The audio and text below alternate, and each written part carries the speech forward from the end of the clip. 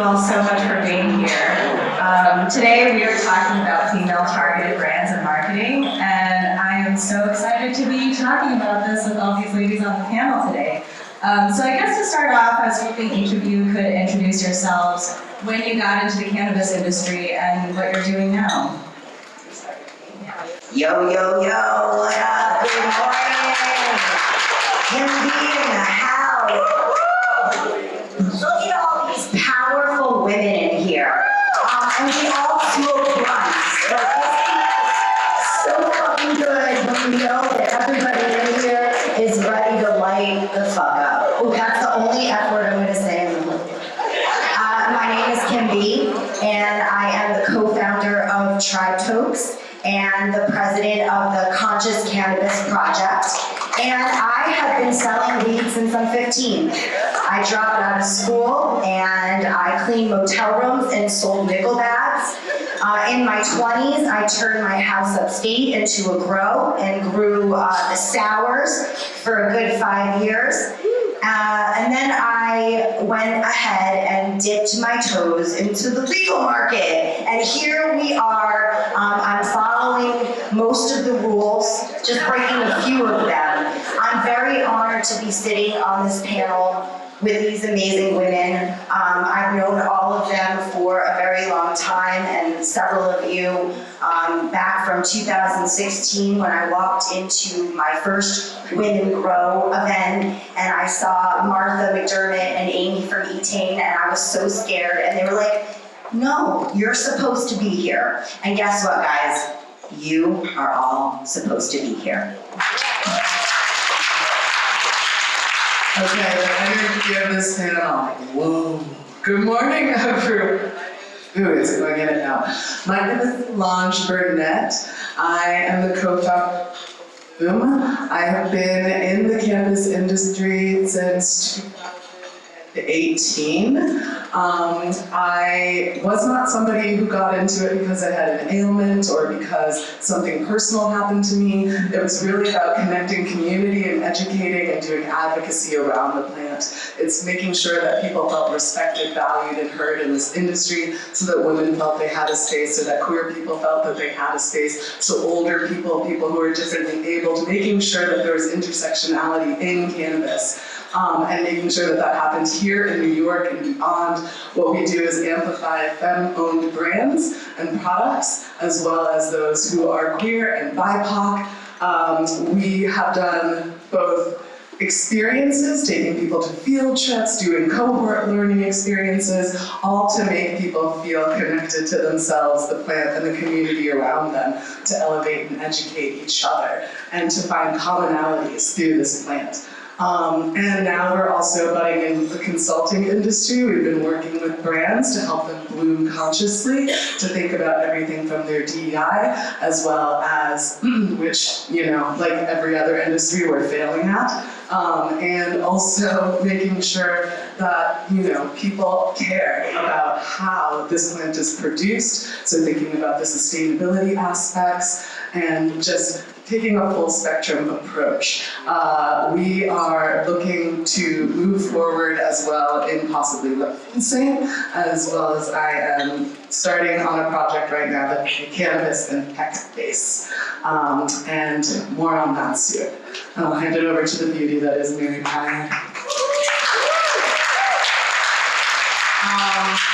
I want to shout out so many people that are sitting at these tables based upon the fact that 5 or 4 years ago, we were meeting up in Harlem at Chez Lucien, or we were chatting about this industry looks crazy, what the fuck is gonna happen? And now people are so far from where that what the fuck was to now we're in a deeper what the fuck it is.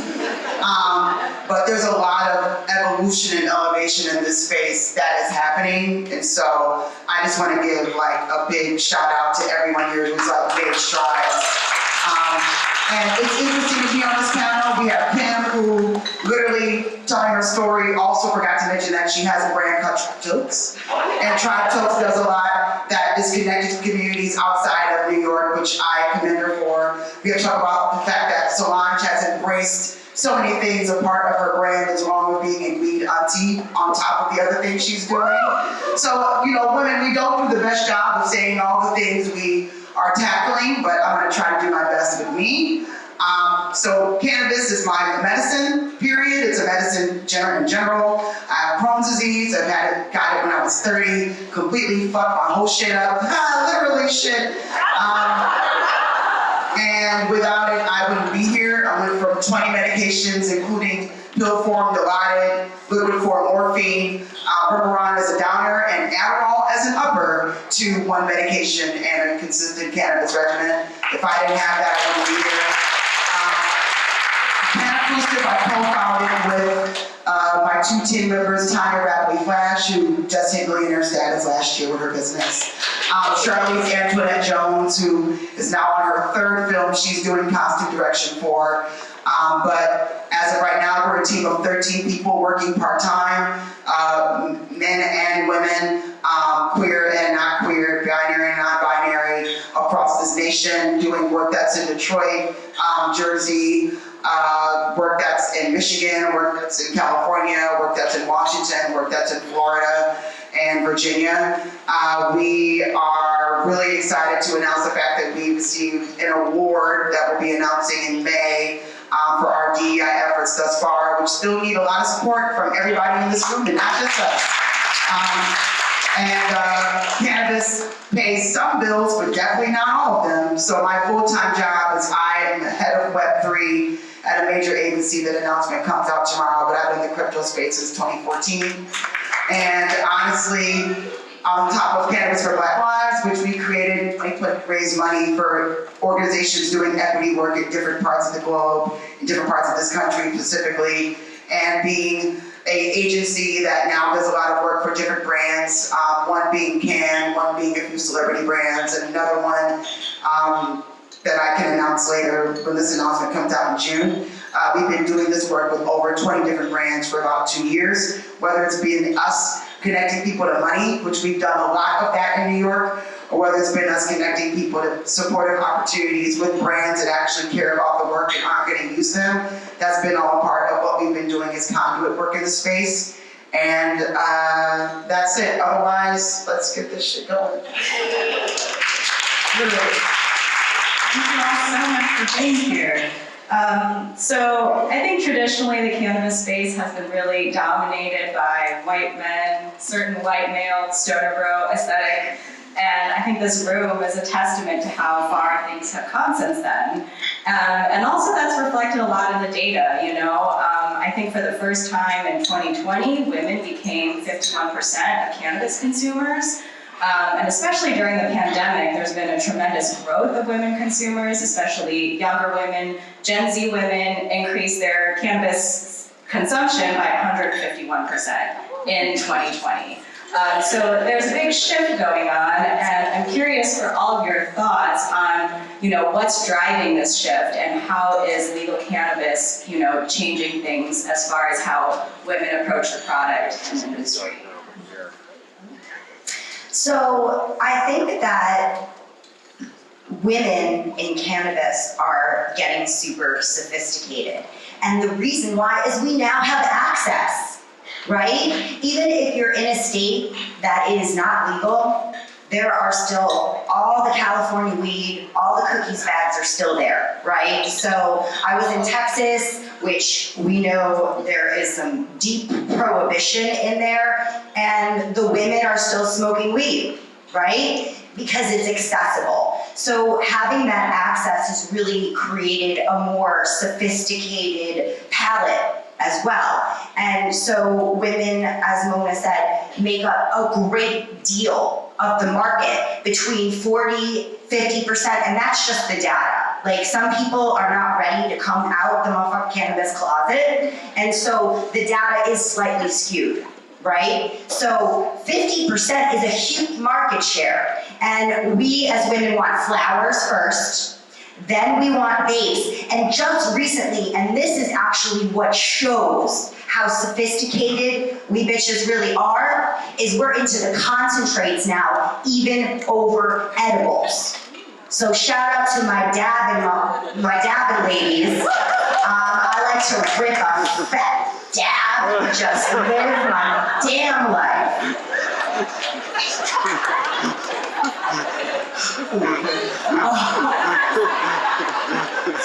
All right, besides access for sure, I think, and obviously the prohibition making it so that folks really are just terrified to come out of the can closet, I think is I don't know why this mic hates me the most, but is the optionality. I actually was looking at the data and I saw that women actually are tending to go more towards edibles. So then the younger generations are going towards concentrates. So boomers, Gen X, folks like me that straddle millennial X line, we're actually going for edibles, and that's because you can hide that shit. You don't smell that. You can take it wherever you want. And because of the pandemic, because we were stuck at home, not only doing the work, but being caretakers, dealing with partners, anxiety, stress, all of that made it so people were ordering edibles, ingesting them in that way, as well as topicals. I must say that for me personally, the way I use cannabis not only is ingesting from edibles and smokables, it's really about, I've got pain, I'm old, I used to be an athlete, my knees are nearly broken, you know, I'm like, by the time I'm 60, I'm probably gonna be in a wheelchair. So it's really about using all of these topicals to relieve all the stress and pain in my body, and I think that a lot of women are turning to both THC and cannabis and CBD products to alleviate the pain, the anxiety, the stress, and also using it for recreational purposes and ripping bombs and hitting dabbing on concentrates and all that jazz. Thank you. When people ask about what's driving this, I have to be honest and say that, have you looked at the data of every single health problem that's increased over the past 2 years? From anxiety to depression, suicide rates. If you haven't received care for certain things within a year due to a doctor visit, those cancerous cells in your vagina might have turned into something else. Like, there's a lot happening where a lot of people unfortunately experienced an out of whack sink due to their health needs, or they were already not getting the health needs that they had already. So there's a Venn diagram that exists between all of these factors and what's driving this use. The interesting Venn diagram that a lot of companies still miss when it comes to talking to us, which confuses me, is the fact that there's a form factor over-index in beverages and edibles and concentrates that all appeals to our increased usage. Now, flower is always going to be king, but that over-index on the women factor is really important to know. And there's data sets that are coming out talking more and more about this. There's a data set that I received from these 2 women that worked at Gray Advertising. And their company is called GoodWorks that's focused on edibles, and now I have them connected to Bazinga to help them do a larger infographic story about all of that data as of last week. But there's a lot of things that point directly to what we are being mindful of, which is being savvy, which is what's been talked about here, knowing that we need to be somewhat discreet because of stigma, and a lot of the BS that exists around that. But no one really talks about how with all this data and all these women in the room that clearly are doing something in cannabis, companies still don't market to us. And usually when we sit in those boardrooms and we're either the 1 or 2 persons in those rooms and we're looking at these very, very hyper-masculine advertising and marketing campaigns that are ignoring us, we need to be way more utilitarian in how we get the word out there, not only for ourselves, because larger industry to me isn't paying enough attention, which is the winning sauce that a lot of smaller agencies and a lot of smaller entities are having right now, which is like, we're women, most of our circles are women. We know that when we go to all male spaces, we don't feel comfortable. If it's a sesh, we want to be able to integrate and have our own needs there. So there's a lot of this data that shows that we still need to address subtlety and still address the need to feel seen and to be comfortable with all this data, which relates to our increased use due to all these factors that have jumped up on a negative way in the pandemic. Yeah, I want to talk about that need to be seen. When Whoopi and Maya first launched, which was one of the first, women-targeted cannabis brands that I can remember, I remember they faced a lot of, for those who aren't aware, it was Whoopi Goldberg's cannabis brand targeted for, struggles with her period. And I remember the brand facing some criticism because they were making really good products, and some people thought that the women-focused targeting or like the period-focused targeting was somehow too limiting. So I'm curious for all of your take on that. I mean, is a female-targeted brand, is that too limiting, or what are the pros and cons of approaching it in that way? Okay. Yeah, I know what BNI. I love Maya. She's a sweetheart. She has Om as another brand that does bath salts and all kinds of beautiful products that get your relax on, based in California. What's interesting now is that one of the brands that's most prominent in the femme care space is owned by a man, but he has mostly a femme team, and that's Foria. And to say, and that was definitely just trying to push some women down, because this man has taken over suppositories, ingestibles, all of these things that are for femme care and anxiety, as well as for intimacy and pleasure and sex, and making sure that your body feels healthy and happy and just energized. So I definitely do not think that focusing on women alone is a problem. It's a really smart move to target a specific segment of the population. Right now, as Mary said, most of the marketing is this bro energy with gorilla this and gangster that and cookie this, and it's just I am absolutely not interested in any of that. And you see that also in consumption spaces currently in these smokeasies in New York. No names being mentioned, but I've gone to them a couple times, and that's not for me. That doesn't speak to me. If we see that the numbers of women in this space who are taking the opportunity to get involved and use this plant for healing, why would we ignore them? Why would we continue to push this basic marketing down their throat and just put them aside? This is an opportunity for you to really capitalize on a market that is being ignored, that's being dismissed, and really get more of us in the forefront of this cannabis movement. I don't think people know when they're, I don't need that. I don't even know. Is it being recorded? Probably. Oh no, okay. This is going in. I don't know if people understand that all these things we're told about our existence as women in this space is a really shitty marketing campaign meant to make the value of women not be seen in general, right? So, when someone says, well, your product is too female leaning, and we're gonna write a whole bunch of things about how it's just this or that, that's usually someone that's paying someone to push that agenda, or to even lobby for that to be the case so that no one wants to buy your shit. We just realized that in terms of studying the ECS for our systems, the study of that for women didn't really kick off till the 70s. We also have a whole entire shame factor around periods. We're just getting into the development of even caring about fertility right now. This has only been a 5-year index of seeing more developing products to talk about menstruation, endometriosis, and things of that nature to address the market. So we have a really delayed understanding of women's bodies and a really fucked up bastardization of gynecology, which originally started through the raping and pillage of Black women by white male doctors, which is a fact. I'm not making this up. That's how gynecology got started. Black women were called the mothers of gynecology. This guy was considered the father of gynecology because he was buying slaves and mutilating them with no anesthesia to understand the women's bodies. So with that history and context, I'm bringing you from my level. I don't have an expectation of anybody to tell the story of the female body in a way that's going to be honest, outside of a woman that gets it and understands how these histories matter when it comes to marketing to us. And again, I get really, really concerned when I still have to sit in a room or talk to someone during a pitch and say to you, you need to be factoring women into this. This is a very bro-winning campaign. Oh, women don't really do this. And I was like, that's not true.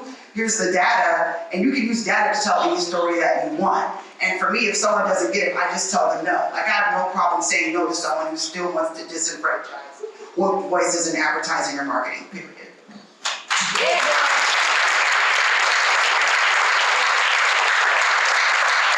Anybody who says that women are not the market, are fucking mistaken.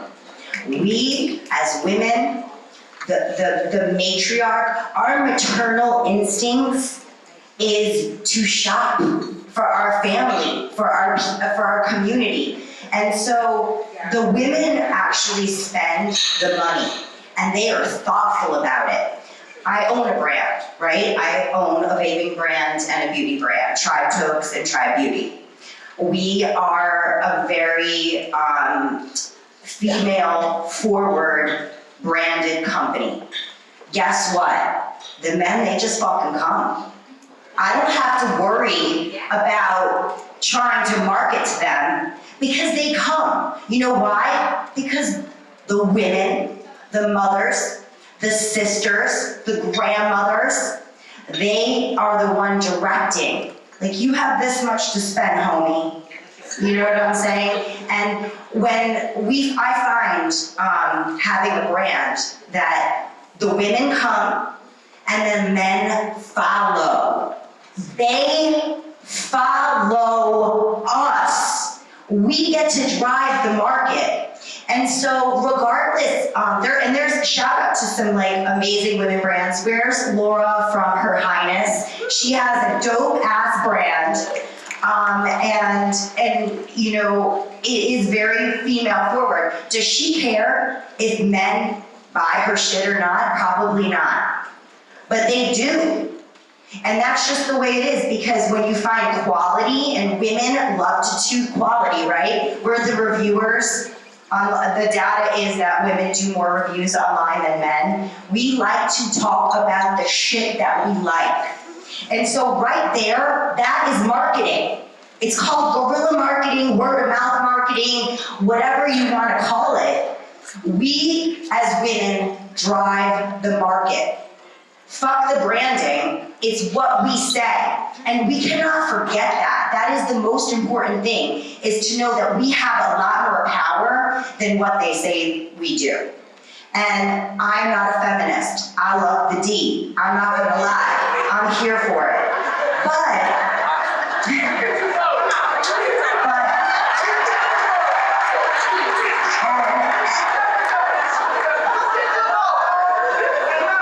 And so I am here for the ladies. Before I was in cannabis, I was a Pilates instructor. Over 20 years of Pilates experience. I'm a Pilates instructor, a Lululemon ambassador. I cater to the women over and over. Like these two motherfuckers right here, I cater to these women. I make my products for women, crazy women like this, crazy women like you. And I don't worry about, like, I don't care if a guy buys my shit or not. And I don't think they care either. And if you have a brand, if you're a woman brand, raise your hand if you're a woman brand in here. Let's see the women brand, that's it. Do you care if men buy your shit? Nah.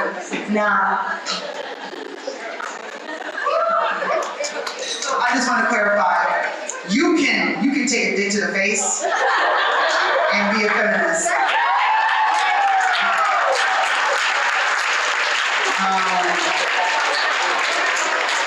I just want to clarify that to the women.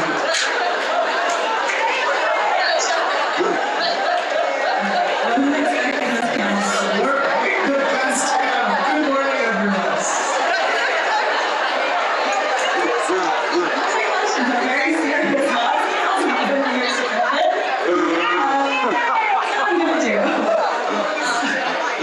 I wanted to touch on something you touched on earlier, Mary, which is intersectionality in the space. And I'm curious how you're seeing cannabis brands take into consideration, women of color and women in the LGBTQ community, trans women. I mean, we're talking, there's this discussion of is marketing to women too limiting, and then you get into these other more niche groups. And do you see cannabis brands taking that into consideration in their marketing, and how do you see that evolving in the industry going forward? Do you want the truth or you want me to lie? True. I don't see it at all. I shadow produced an event for a community that is, I'm aligned with, but is not mine by heritage yesterday. because it's needed.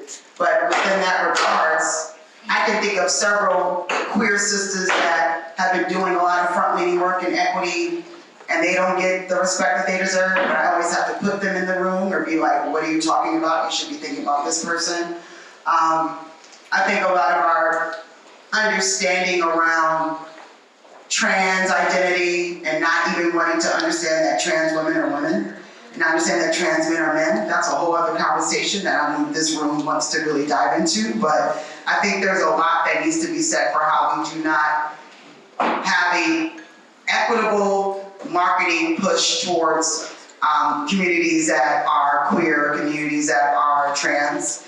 I know with the work we do with CAN, that's been a big push for us, which is like if there's queer identity, two of the founders are queer, we need to present that, but also you need to be able to present melanated community members and melanated advocates and melanated influencers across all of your marketing. They didn't start doing that till 2020.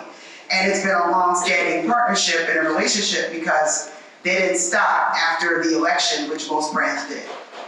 So it's hard for me to say if it's even being done properly because no one's actually took the time to track it and no one is actually making it consistent. And for me, the first thing I look at whenever I even buy a brand, or if one of my team members is like, this brand wants to do work with my entity, because all of our team members have their own individual jobs, and we have connected them to a whole network of media and press and partnerships and investment and things of that nature. But the big thing that I've now trained them to do is to be like, hey, I'm from Detroit, I have Copper House, which is one of my team members, Jessica Jackson. I'm from Detroit, I'm a queer black woman who went to Michigan, I'm from Detroit. I don't see anybody who's queer marketing to me, but this company owned by this white guy is trying to give me money, but doesn't want to listen to my ideas about queer marketing. Fuck him, don't take it.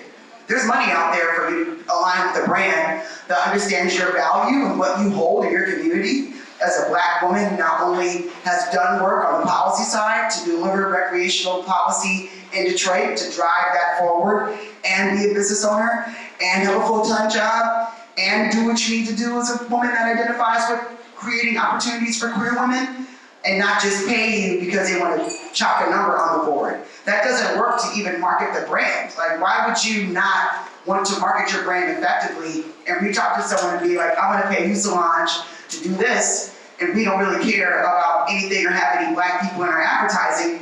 And so I'm just looking like, so am I your token? Why would I do this? There has to be a intention with every idea that you're bringing to someone who's not from your community. And if you want to hear those ideas and implement them, do that. But brand picking season is over. Not paying people to do those things is over. And so I don't see that consistency post the election, which is honest, and you're going to see that in our accountability list numbers that we're going to come out with in June.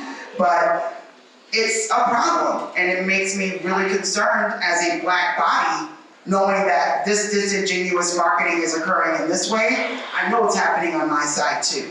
So it makes it even harder to advocate for inclusivity when companies only make it matter when there's civil unrest or if another person gets shot and killed and they feel bad about it publicly. Yeah, the blip. All right. Ooh. The blip of consciousness. I'll lean over, lean with your way. However it works. The blip of consciousness that happened around COVID and that white guilt that lasted for about a year is really wild to watch. Yeah, it's we're gonna have you, and I do creation, content creation for brands as well, so the amount of brands that reached out to me or only reach out to me during Black History Month or Women's History Month, as if there are 10 other, months in the year, is really disheartening. But like Mary, it's a no, it's a hard pass. And you realize if it's not reflected in the leadership, whether you're trans or you're gay or you're black or whatever your intersectional layers are, it's not going to show up in the marketing. You're not going to change the mindset of the C-suite if it's does not reflect us in any way, because you're just talking to somebody who's thinking they're looking at profit and doesn't understand that purpose and people align with the profit. And there's no way that your brand can move forward if you're going to continue to alienate and discriminate against people like us. And the only places that I'm really seeing intersectionality happen is with teams that are mixed, with teams that are either have women and Black folks and a mix of that together, so they have a certain amount of consciousness to create that in their brands. They want to see themselves, their family members, those people reflected. And like, I love that we talk about intersectionality in the lens of race and gender, but there's also differently abled folks, there's different body sizes, there's different ages. We need to be able to reflect all of those intersectionalities in our marketing. We just did a digital summit for our client last night, and it was amazing to have folks that were as young as 20-something having an opportunity to participate as a speaker, as well as somebody who's 72, who's giving her knowledge about what it was to be somebody that cares about the environment, the biome, and eating consciously. It's like there's so much to learn from that demographic, and to think about how you're making your packaging so that older people who have difficulty grasping things can actually open them. Like, we have to come in with a holistic mindset of how we're helping the entire community. And we've got to center those that are marginalized, that are in the global majority that we tend to ignore, because guess what? We're coming, and our voices are loud, and we're going to keep fighting and pushing to make sure that we're represented and reflected. What Mary and Solange said, I have nothing to add because they literally said what the truth is, and thank you for telling the truth, Mary, because it can be really hard to look at things collectively. Wow, as it is. The great thing about the truth is that it makes it easier for people to put their full support in partnership with brands that reach out to them, knowing that they get it, right? I'm only saying that because, like, out of our team, like Jordan's a member of Cannabis team, he has his own business as well. I know which brands are actually doing what in a lot of different places, and so it makes it easier for when I know someone like him can do a great job, I know someone like Jess does a great job, I know someone like Nadir Pearson does a great job, and he knows the brands actually do good work, and he's gonna do good work for that brand as a content creator or as someone that's like hosting an event, making sure they get what they're gonna get. It just makes it makes your money worthwhile. Why would you not want your ROI to be reflected in what you're spending? That's what I don't understand when people don't think about the power of intentionality as a very easy step to make on top of giving you what you want. Because as brands, most brands are still trying to figure out why this shit isn't federal yet. Most brands are trying to figure out, yo, I have to sell this against all this and all that, like it's expensive. So if you're going to put a value of X against an execution and you want results to go far, someone knowing that you care about this intentionality as work means that they're gonna make sure that they keep not only giving you what you need if you're paying them as a client, but you're gonna expand your world to so many other different things so that you get what you want for your overall business goals. It's that easy. I think this industry is also unique in the sense that people who are in the industry are kind of forced to also be advocates. And I also don't want to lose sight of, I mean, obviously this event is a testament to how far the sort of pushing back of the stigmas has gone. But the stigma is still very real, and I don't want to lose sight of the fact that, you know, people, women especially, fear losing their children because of cannabis use and might be afraid to be public about their cannabis use or even get into the space. And just like everything else about the criminal legal system, you know, it's something that affects Black and brown women at disproportionate rates. So I guess my question to you guys is, like, how do women who are interested in the space, you know, even if they're not ready to like jump in yet, like what can people do as advocates to help push back against that sort of stigma? I think that it's showing up, right? You don't have to have a lot to say. You don't have to have a brand or a business. It's the energy that you bring. It is the movement that you are a part of. And not everyone has to have, you know, that voice, but you can support the women that do. Because I'm fucking scared sometimes. I have to, in the vaping industry, it is very often that I am the only woman at the table. I went to a party in Vegas. I went to and I love Icefire. It's a great tool for dabbing and other things. But I was at the party in Vegas for Champs, and I walked in, and the women that were there were paid to be there. They were paid to be there. I walked in, and I sat in a chair, and all these men came up to me, and I was sitting there. I was like, "Yo, this is too much dick for me right now," and I had to leave. I was pretty much the only non-paid woman in there. And then in walks a few of my homegirls. "Yes, honey, thank you, sis, because I'm tired of being the only one who's like, I got cramps." And I'm like, if you support the women in your community, your mothers, your sisters, your neighbors, your friends, that is an actual true movement. That is you breaking the stigma by just showing your energy and being okay with half of the people in the room being high. Because I'm the highest in the room.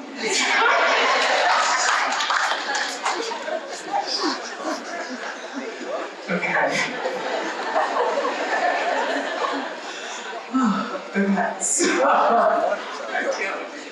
All right, so I think, what she said, but also, showing up in many ways. There's so many ways you can show up and be an advocate without actually putting your body on the line, without actually, getting in the industry as an entrepreneur and having to have a gazillion jobs in order to fund what you're doing in cannabis, because as Mary said, cannabis does not pay in this moment.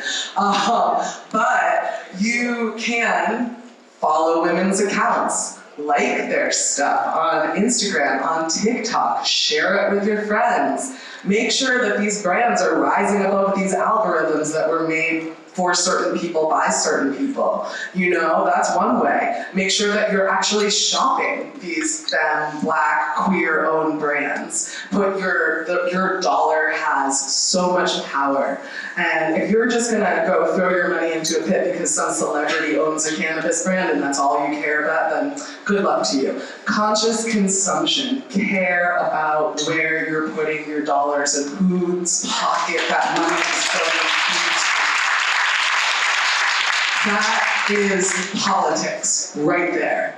Who you show up for with your money matters. So if you're just walking into a dispensary blind, if you're just going online and it's like, oh, that has a lot of likes, so I love it, reevaluate your energy. It's all about where you're putting your energy, and that can show up in so many ways. So support the brands digitally, support them with your dollars, show up for them when they have experiences and events, do whatever it takes to help to push them forward. If you can't make it, share it with a friend. There's so many ways. Stop just scrolling mindlessly and liking some celebrity doing a dumb dance. If you really care about us going forward, there are so many easy things you can do to help support us. Thank you. That was a good one. The thing that I forgot, because I just said we all do a good job talking about ourselves. I am CMO and now definitely an equity partner along with several women on our license. We got our license to cultivate with Brittany Carbone and several others. I'll say this, as a business, I make it a point, and I met Brittany at Solange's first event, actually. And I challenged Brittany about her intention on the panel in front of everybody at the event. Solange was like, "Nigga, you so do this." But the thing is that I think as a business, even if you don't have the money, and even if product is always an issue, being able to be an anchor or a mentor is really valuable. Instead of just showing up. A lot of people do not know how to even start formulating a business plan or figuring out how to get their trademark in the space. And there's a lot of women that we've mentored or I've brought in to get mentored to start their own farms in Alabama, their own farms in Illinois. I've helped several women fill out applications across this country to get their first whatever. Showing up is one thing, but when you show up and you're like, "I'm here, what do I do?" That's a whole other monster. And so, out of the 5 women that I currently actively actively mentor with their new businesses right now. And I'm an advisor for their businesses as well. But like a lot of that in terms of just like someone perceiving that you might know more than them or thinking that you might be able to help, that's for you to negotiate what you want to do. But being able to mentor is really valuable and really important.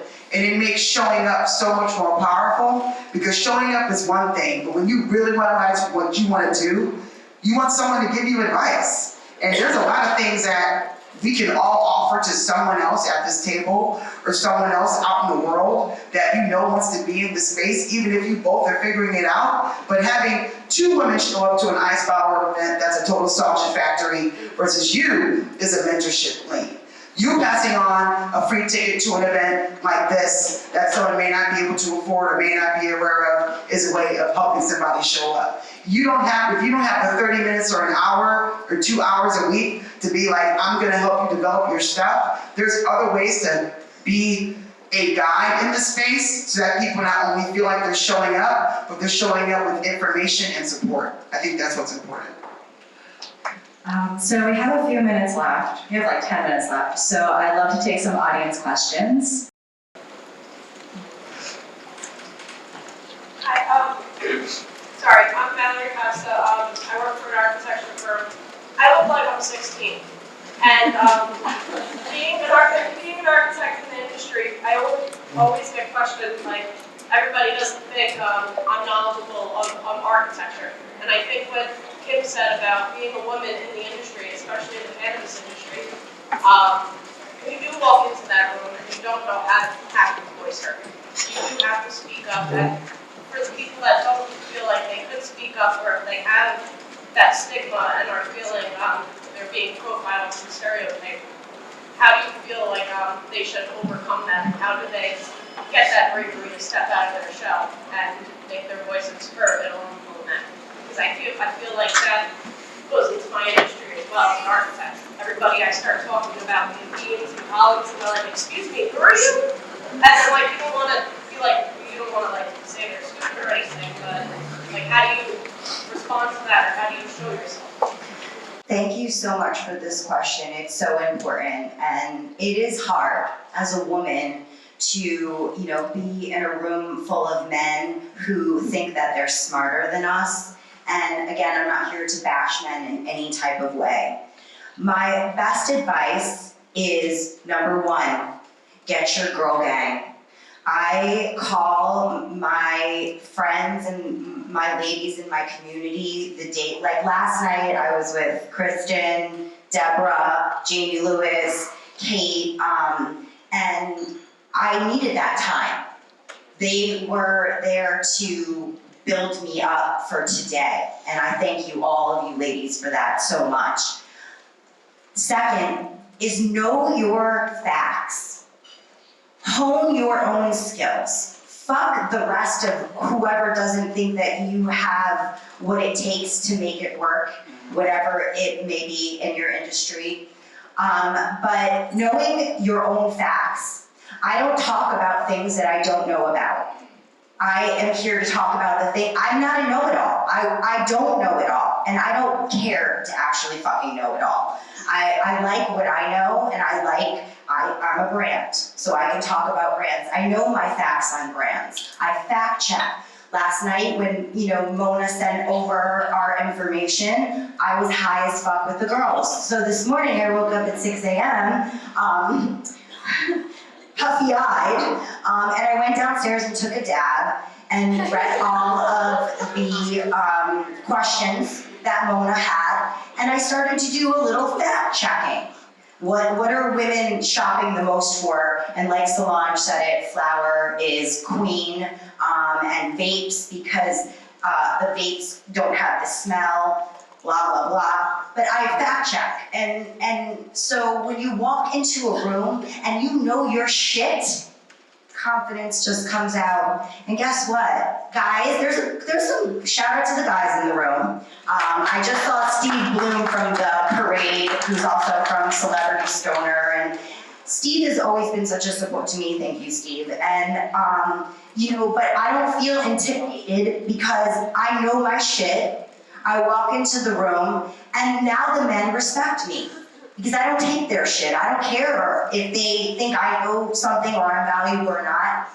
Because the night before, my girl gang, as we were all, consuming at High Garden, told me.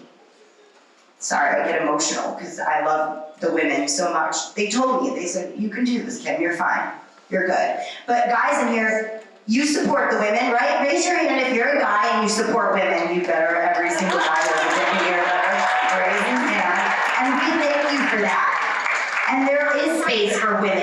And sis, I'm talking to you right there, badass architect. Bless your heart that you look 16. I'm coming to hang out and find out what you're doing.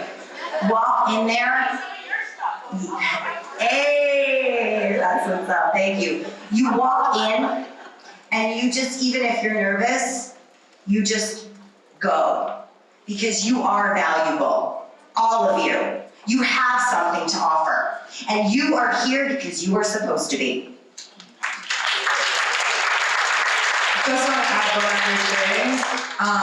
I did a lot of culture work prior to jumping into cannabis, and if you're in a toxic relationship, whether it's your work relationship, your partnership, you need to realize and get the hell out. So if you're surrounded by people, I've worked in organizations where my youth was put down, they looked at me and was like, oh, she doesn't know anything because she's younger, and they would embarrass me. And that would come from women too, because that's their own insecurity. It's not you. So go find a team that can nourish and support you. And when you go into these spaces, then you have your girl gang and your guy gang that is supportive and doesn't leave you out there by yourself to fend for yourself with the wolves. We have time for one more question. Okay, so this is a question that's not so specific. All right, so piggybacking off the, I'm so sorry, what's your name? Valerie. So I'm an Afro-Latina woman. How do you protect yourself in the industry? How do you protect yourself? Can you dive a bit more into that? So when I started my company, I was like, okay, here we go, right? And the moment I got out there, I realized even speaking, people would steal my ideas, right? Or just like, how do you really make sure that your company and your ideas are protected? And how do you protect yourself, like even physically, right? Yeah. So there are 5 things I've come to learn. One of them being I have a lawyer. Shout out to Adriana Kurtzer, Plant Medicine Law Group. She was one of the first people I met in cannabis. She was actually the 15th woman I met in Canada that was working in cannabis. She lives on my block. And we just retained her starting the beginning of the year. But I'll say this, no ideas are protected. So that's the reality. The execution and the delivery of the idea of what you need is what you need to protect. So there is a level of IP work that you can have as a business that you can't have as a cannabis business. There's an understanding that even if you have a trademark and it's out there, you might have a larger company that wants to be a bully and try to steal your trademark, and you got a lawyer up for that. I would say it's a matter of learning how to talk about what you do and what you can achieve without giving away the idea. And that's a nuance that comes across in like business coaching, life coaching, even just like having a good person to bounce your conversation strategy off with before you go somewhere into a room. I do that with a lot of my team members, and I do that with a lot of people that I mentor. I do that even in the Web3 space. I was on a call last night at 10 p.m.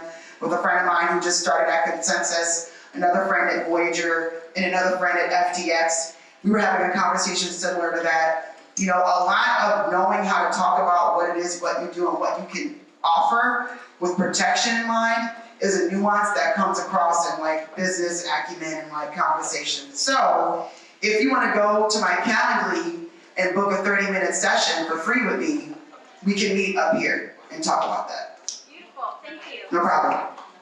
Also, there's a great book, sis, called Steal Like an Artist. It's a quick read, and it kind of gives you the idea of how no idea is actually original, and it's okay to kind of like take the things and make them your own. I'm not saying steal other people's intellectual property. Like Mary said, get your ass a lawyer. I work with Hiller PC. Lauren Ruddick is my lawyer, and Jessica Gonzalez for the firm who does the IP. So there are a lot of resources, but check that book out because it might actually kind of give you a little piece inside about what it really looks like out there to have your own ideas and then kind of like take ideas from others. I'd like to also add, women do a really bad job negotiating and asking for what they want. And I was speaking with I know she's here, I'm not trying to call her out, but I was speaking with somebody yesterday at this event we did in the Bronx about a business she's operating, and she told me what she was gonna charge. And I said in front of her, I was like, you're charging too little and you're playing yourself. And it was a reality check for both of us, because in my mind, I'm looking at her like, you have way more experience doing other things than I do, and still there's this idea of making yourself be really, really small, when on stage, you can command a room, you can command community, you can do all these things. And I think that we've been conditioned to minimize ourselves in so many ways through society and environmental structures, and racism alone is a whole other issue that minimizes makes black and brown people take less. But I think a lot of that comes from like doing better and instilling confidence within us, doing better with talking about how much salaries we actually make, instead of not telling somebody how they should do their bonus and how their salary should be looking with whatever job that they have in this space. So I'm just adding that on to say that in general, it's all work that we have to be reminded to do for ourselves when it comes to negotiating for what we want and standing up for ourselves. And yes, lawyers are expensive, but knowing how this game has been happening to all women, and we all have our horror stories, I'm sure, don't be afraid to flex that protection when you need to. I just want to add one thing quickly because I know we're running out of time, but I wanted to say that when you said that, what really came to me was a physical protection. And that is also an issue specifically for folks who look like us, because certain people are allowed to speak louder. You can shout your abortion, you can shout what you need, you can cry, you can all those things, and people still see you as a human when you don't look like us. So I have been in spaces where literally HR firms, which I will say out loud, Flower Hire, one of their people, actually physically pushed me at an event for saying, at a Rebel event, where I was saying something about the fact that their company culture, they could not do HR because it was majority white men. And how are they going to place black and brown people into positions of power? And this was at a Rebel event in 2019. And that was for just speaking my mind in a public forum, surrounded by people. So I just have to say, it's more than lawyers. Make sure you're safe. Make sure you that you have a level of trust with who you're talking to when you have radical candor. Make sure that you are not alone. If you're doing all of this by yourself, I would say also make your team besides your lawyer, but also who are you growing your company with? Like, who is the person that you can go to and cry to? Who is the person that you can share when that thing happens to you? You know, so that you're not fighting these battles all by yourself. Because as a woman and a black woman or a queer woman, it is a whole other ballgame.